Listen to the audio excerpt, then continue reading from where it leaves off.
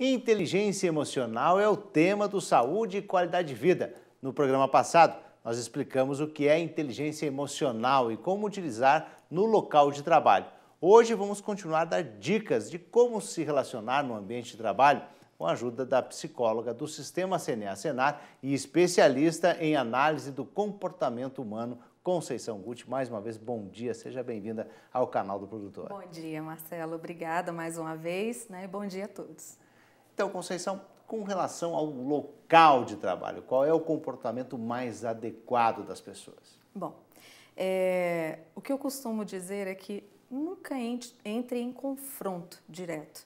Isso é muito inadequado, tá? Uma coisa é você discutir a sua opinião, você colocar a sua opinião de uma forma madura, de uma forma consciente, de uma forma concisa, né? E bem embasada, tá? Mas nunca discutir de forma a perder o controle das emoções e nem fazer com que o outro perca o controle também das emoções, né? Um assunto muito importante, muito interessante, foi feito até uma pesquisa, né, por um recrutador, uma empresa recrutadora, né, bem importante no mercado, e eles fizeram uma pesquisa querendo saber quais eram os maiores motivos, né, que seguiam uma demissão. O que acontecia, né, para as empresas, qual seria o grande motivo que as empresas poderiam demitir um profissional. O que ficou em segundo lugar foi o mau comportamento. Engraçado isso, né? As pessoas precisam, por mais que elas tenham capacidade técnica e inteligência mental, né? Enfim, essa questão da inteligência emocional, de como você sabe lidar com determinadas situações, principalmente situações de estresse, né? De grande pressão no dia a dia, né? Isso faz com que seja um diferencial, né? Agora, é importante até a gente citar alguns exemplos, né? Eu acho que é interessante dentro do ambiente de trabalho, essa questão da inteligência emocional. É saber o momento em que vou aceitar uma crítica e saber responder a esta crítica. Talvez nesse momento geram tensões, esse momento gera algumas tensões no relacionamento? Sim, por quê? Muitas vezes as pessoas tomam um determinado feedback profissional como pessoal. E também depende de como a pessoa que está dando esse feedback também repassa essa informação. Você entende que a inteligência emocional coletiva, como mesmo você falou no quadro passado, né, essa inteligência emocional coletiva, ela é muito importante, porque depende de como você repassa esse feedback também, né? Então, a partir do momento que esse feedback ele é muito bem passado e muito bem embasado, tá? E bem direcionado, ou seja, se é um feedback profissional, não tome isso como pessoal, né? Faça uma autoanálise. Isso é um grande ponto da inteligência emocional. Que pode desestabilizar o emocional da pessoa que está recebendo esse feedback, a forma, por mais preparada que a pessoa esteja, né? Sim. Sim, com certeza. Aí que está um ponto, né, em relação ao diálogo, né? Então, nessa questão da forma como a senhora coloca, ter inteligência emocional é mais importante do que ter a própria inteligência mental? Sim, na realidade é um equilíbrio entre os dois, né? Mas é muito importante, assim, as empresas hoje, elas estão mais ligadas a trazer um pouco mais pessoas que tenham valores, né, da empresa e o equilíbrio emocional, tá? Que seja você perceber suas emoções, que seja você perceber as emoções do outro e saber lidar com isso. O estresse, a pressão no trabalho, que é constante, né? A gente precisa ter profissionais que estejam bem equilibrados com isso. E o que as pessoas então podem fazer para alcançar esse estado de ter realmente a inteligência emocional? Bom, primeiro, né, fazer uma autoanálise, uma autocrítica de como eu estou me comportando, né, no meu ambiente de trabalho ou no ambiente que eu vivo. será que está sendo agradável isso? Eu estou percebendo essa outra pessoa? Porque você falou de uma pessoa, de como a gente pode dividir o lado profissional do pessoal, né? Mas e se eu estou vendo que aquela pessoa ela não conseguiu dividir esse lado emocional do profissional, né? O lado pessoal do profissional? Eu estou percebendo que ela não está bem e como eu me comporto diante disso? Né? Então, esse é um ponto importante. E, claro, sempre pedindo ajuda de profissionais quando necessário, né? Psicólogos, obviamente, puxando sardinha para o meu lado, né? Tá certo. Mas estando sempre à procura de uma melhora constante. Quer dizer, essa análise, o que é saudável, uma autoanálise durante a semana, justamente resgatando o que passou, o que enfrentou e consequências dos atos que teve dentro do trabalho. Exatamente. Na realidade, eu diria que é necessário fazer essa autoanálise diária, tá? Porque para que eu me torne uma pessoa melhor, para que eu seja um melhor profissional, essa análise ela precisa ser diária. Se eu não entreguei um determinado trabalho, se eu não entreguei a meta que eu deveria entregar, e isso fazendo ligação com as suas emoções também. Como eu lidei com determinada situação de pressão, né? Como eu lidei numa determinada situação, numa reunião, né? Como foi todo esse meu preparo? Então, essa análise ela precisa ser diária, Marcelo. Porque justamente o porquê que não entregou o trabalho, né? Nessa questão Isso. aí, como é que estava o emocional nesse momento? Porque a questão hoje também é o foco, né? Ter foco no que está fazendo, mesmo que a pessoa não esteja cobrando, mas a cobrança virá depois. Sim.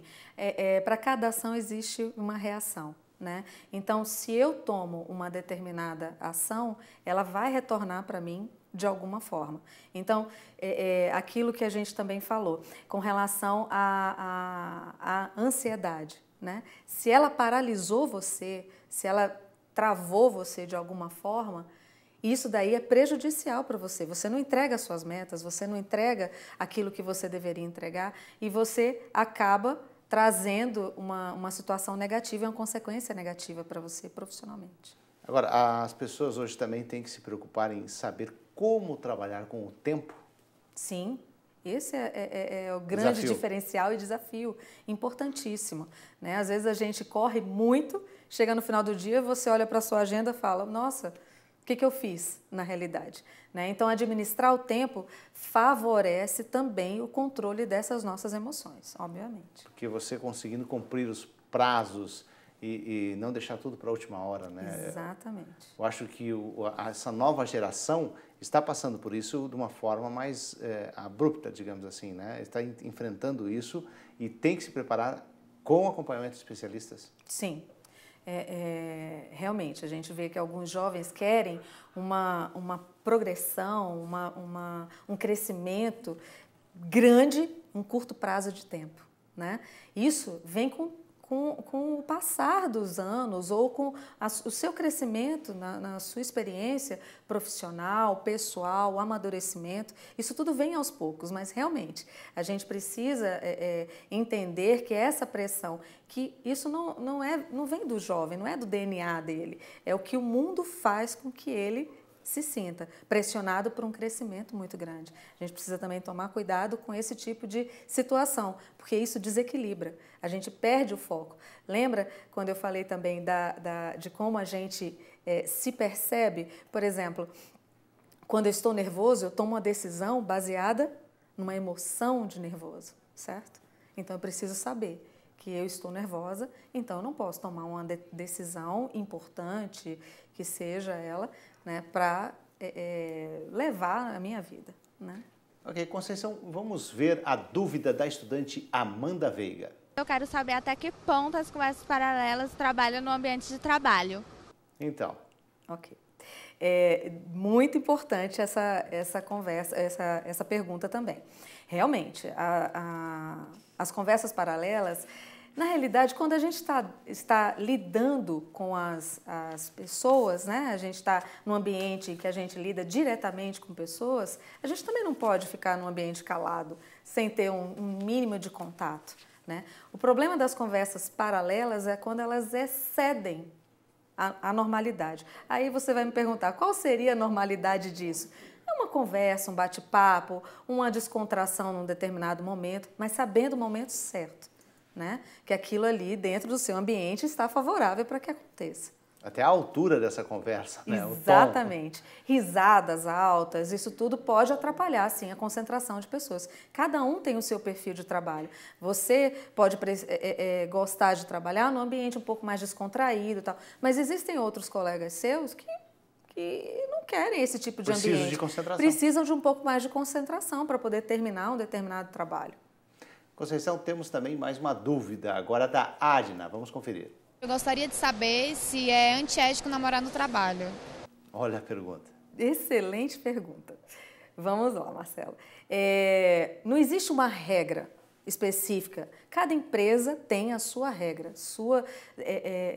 sua estrutura de trabalho. Existem empresas que não permitem, de forma alguma, namorar no trabalho, né? Até tem o ditado popular, onde se ganha o pão, não se come a carne. Né? É o ditado popular. É um ditado popular. Uhum. Mas essa é uma estrutura que você precisa saber lidar também. A gente normalmente fala, né? Na realidade, a gente tem que ter o bom senso. Tá? Se você tem um relacionamento com a pessoa que trabalha no mesmo local que você precisa ter esse contato com a pessoa, só que de forma profissional. Ali, aquele ambiente é profissional. Né? Então, é isso. Assim, não existe uma regra geral. Se sua empresa permite que o seu namorado, ou o seu marido, ou sua esposa, porque isso acontece às vezes até em serviço público. As pessoas, marido e mulher, passam em processos seletivos, enfim.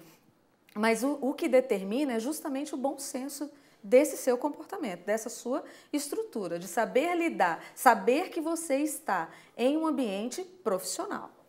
É importante isso.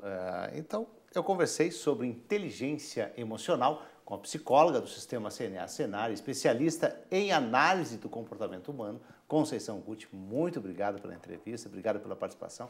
Tenha um bom dia. Obrigada, Marcelo. Um bom dia a todos.